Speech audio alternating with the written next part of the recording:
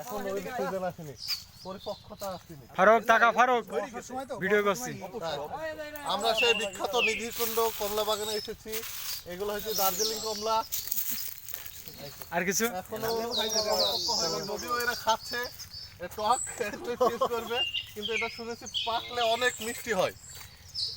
দেখেন কিন্তু পাকছে না কেন? আমাদের বিশেষজ্ঞরা কি হারে কমলা এই রসটা সুন্দর অনেক হয়েছে। রস আছে। খুব সুস্বাদু। কি অবস্থা? টক আছে নাকি? এখনো টক আছে, টক পাকেনি, পরিপক্কতা আসেনি, দেখেন টক। এখন আর এটা তো মূলত রোদে পেকেছে, অপুষ্ট। অপুষ্ট আছে। তো বাগানটা দেখে অনেক এক্সাইটিং একটা ফিল আসতেছে। এই তোমরা অত বিশেষজ্ঞ হও না, একটু দেখো, কয়েকটা পড়বি, এটা স্বাভাবিক।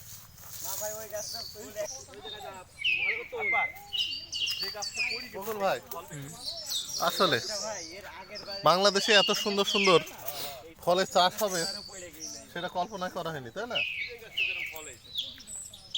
বিদেশি ফল আজ আমার হাতে। দার্জিলিং কিন্তু ঠান্ডা ফিল করছি নি, খুব গরম।